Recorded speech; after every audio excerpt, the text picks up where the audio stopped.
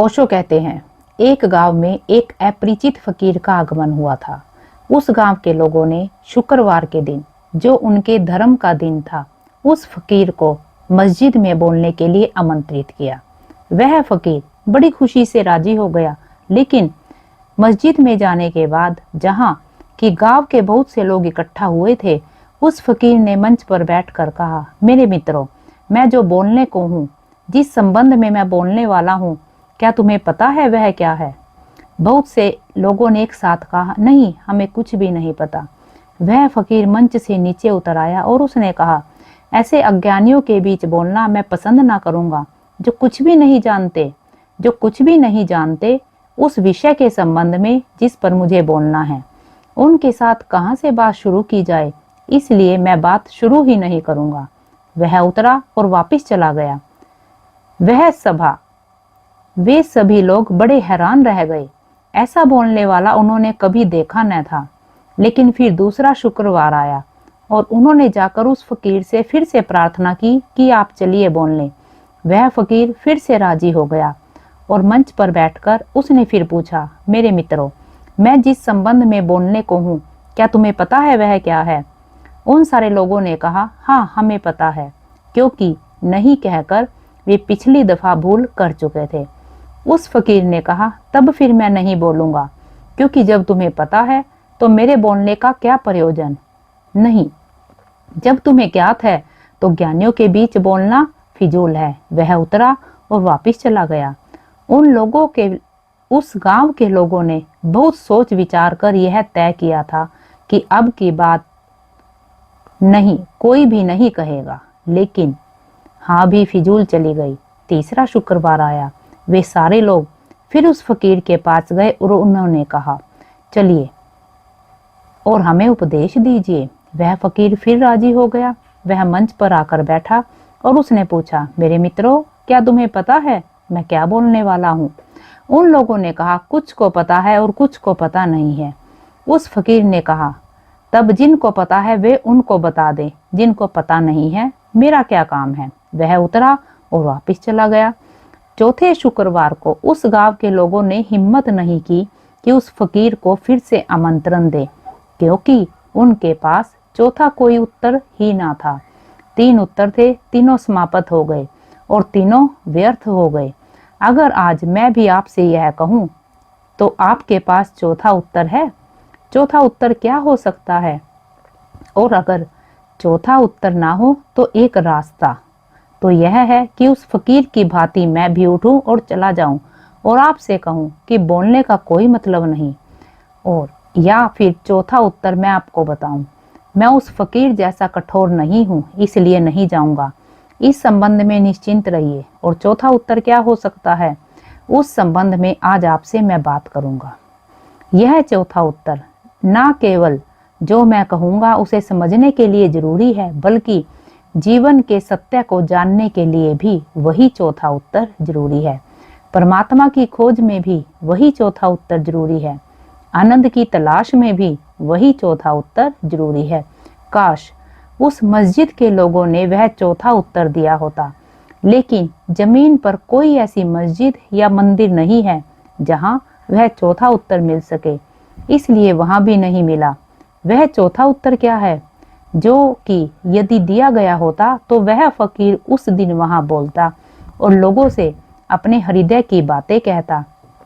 क्या यह 3 ही उत्तर हो सकते थे? क्या यह नहीं हो सकता था कि वे सारे लोग कोई भी उत्तर ना दे पाते और चुप रह जाते? वह चौथा उत्तर होता। वह कोई भी उत्तर ना देते और चुप रह जाते।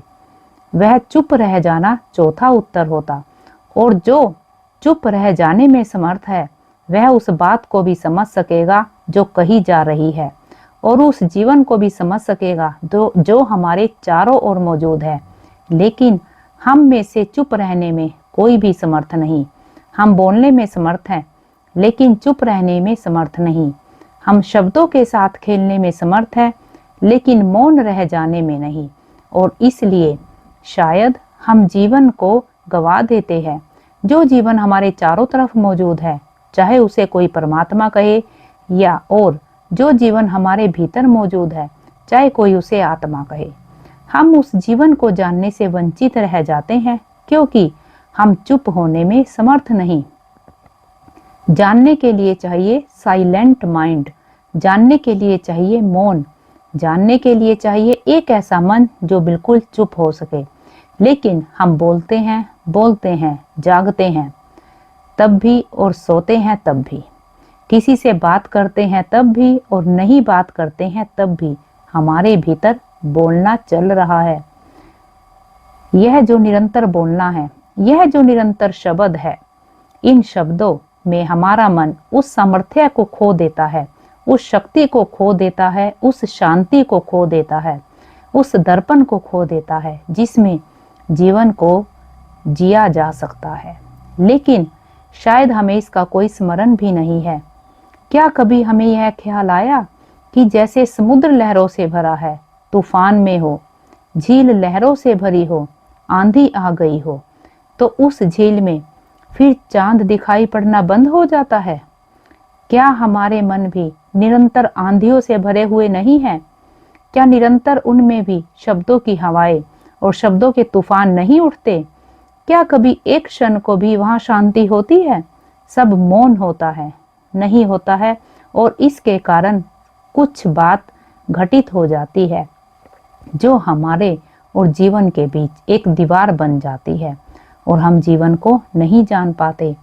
और फिर इसी मन को लेकर हम खोजने निकलते हैं, शास्त्रों में खोजते हैं, इसी मन को लेकर हम पहाड़ों पर जाते हैं, इसी मन को लेकर हम मंदिरों में जाते हैं।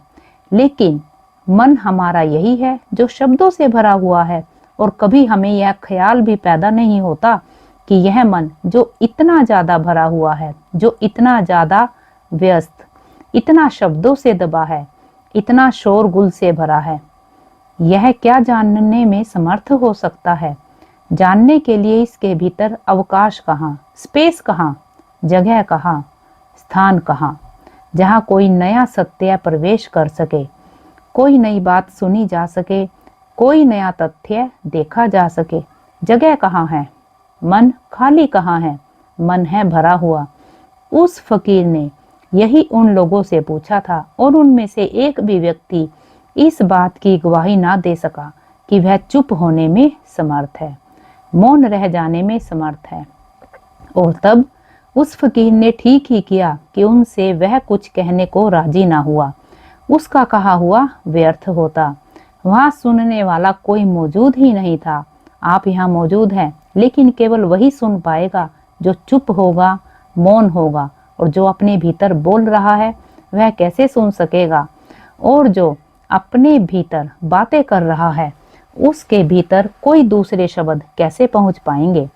एक शांति, चौथा उत्तर है, वह कैसे हमारे भीतर पैदा हो सकता है, उसकी मैं आज आपसे बात करूंगा। इसके पहले कि मैं इस संबंध में कुछ कहूं कि हमारे भीतर मौन कैसे पैदा हो सकता है, जो कि सत्य को जानने का द्वार है और मार्ग है, यह जान लेना जरूरी होगा कि हमारे भीतर इतने शब्द कैसे इकट्ठे हो गए। शायद यह बात को जानने से ही कितने शब्द हमारे भीतर कैसे इकट्ठे हो गए हैं, हम उन्हें निकालने में भी समर्थ हो जाएं। पहली बात, शब्द इकट्ठे हुए नहीं हैं, हमने उन्हें इकट्ठा किया है। क्योंकि अगर वे इकट्ठे हुए होते तो हम उन्हें दूर भी नहीं कर सकते थे। हमने उन्हें इकट्ठा किया है। हम 24 घंटे उन्हें इकट्ठा कर रहे हैं। हम 24 घंटे सब तरफ से उनको ढूंढ कर ला रहे हैं। शायद हमें यह ख्याल है कि जितने ज्यादा शब्द होंगे हमारे पास उतना ही बड़ा हमारा ज्ञान हो जाएगा। शायद हमें ख्याल है कि बहुत शब्दों का जो मालिक है वह ज्ञान का भी मालिक हो जाता है। शायद हमें ख्याल है कि शब्द जिसके पास है उसके पास कोई आंतरिक संपदा हो गई है। इन्हीं शब्दों के संग्रह को हमें बताया गया है कि ज्ञान है, और हमने इन्हीं शब्दों को इकट्ठा करके अपने आप को विश्वास दिला लिया है कि हम कुछ जानते हैं। लेकिन अगर हम कुछ भी शब्दों को उठाकर देखें और खोज करें तो हमें धोखा दिखाई पड़ जाएगा। ईश्वर, आत्मा, मोक्ष, प्रेम, सत्य, अहिंसा, इन शब्दों में हम सभी शब्दों से परिचित है। लेकिन इनमें से एक भी शब्द को उठाकर उसे थोड़ा खोजें तो हमें पता चलेगा कि उस शब्द के भीतर हमारे पास कोई अनुभव नहीं। ईश्वर, इस शब्द को थोड़ा सोचें। इस शब्द के साथ आपकी कौन सी अनुभूति जुड़ी है? यह कोरा शब्द है या कोई अनुभव भी पीछे है? इसके साथ कौन सा अनुभव है हमारा? जब मैं कहता हूँ मकान, जब मैं कहता हूँ वृक्ष, तब शब्द नहीं होता, हमारे पास पीछे एक अनुभूति भी होती है। जब मैं कहता हूँ घोड़ा, तो शब्द नहीं होता, घोड़े का एक अनुभव भी होता है। आज जब मैं कहता हूँ आत्मा, जब मैं कहता हूँ ईश्वर, तब हमारे पास क्या है? हमारे पास केवल एक शब्द है। मनुष्य के पास दो तरह के शब्द हैं। एक तो वे शब्द हैं जो उसके अनुभव से निर्मित हुए हैं, और एक वे शब्द हैं जिनके साथ उसका कोई अनुभव नहीं, और उन शब्दों के आधार पर वो बिल्कुल निर्जीव, जो बिल्कुल डेड है, जो वैसे ही हैं जैसे एक समुद्र के किनारे था। वहां बड़ी सुखद हवाएं थी, बड़ी शीतल हवाएं थी। वहां उसने सोचा उन हवाओं को वह अपनी प्रेयसी के पास भी पहुंचा दे, लेकिन उसकी प्रेयसी तो हजारों मील दूर एक अस्पताल में बीमार थी। तो उसने एक बहुत सुंदर संदूक में उस समुद्र की हवाओं को बंद किया, उस समुद्र को अपनी प्रेयसी के पास पहुंचा दिया और एक पत्र लिखा, समुद्र के किनारे इतनी सुंदर हवाएं, इतनी शीतल कि मेरा मन होता है मैं उन्हें तुम्हें भेंट भेजूं।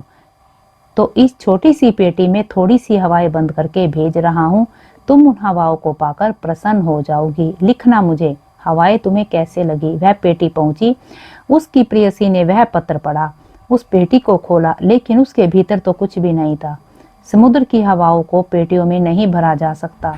समुद्र की हवाओं को जानना हो तो उन्हें अपने घर तक जाने का कोई उपाय नहीं है, खुद हमें ही समुद्र के किनारे जाना पड़ेगा। यह नहीं हो सकता कि मेरा कोई मित्र पेटियों में भरकर उन्हें मेरे पास भेज दे।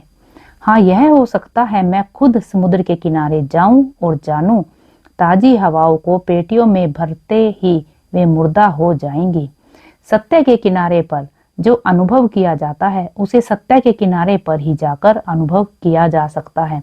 कोई अनुभव करे और शब्द हमारे पास पहुंचा दे, वे शब्द हमारे पास खाली पेटियों की भांति पहुंचते हैं। उनमें कोई हवाएं नहीं होती और उन शब्दों को हम इकट्ठा कर लेते और उन शब्दों के हम मालिक बन जाते हैं और उन्हें शब्दों के आधार पर हम जीना शुरू कर देते हैं। वे शब्द ही झूठे हो चुके हैं, हमारा जीवन भी उनके साथ झूठा हो जाता है और उन्हीं शब्दों के आधार पर हम जीवन के प्रश्नों के उत्तर देने लगते हैं।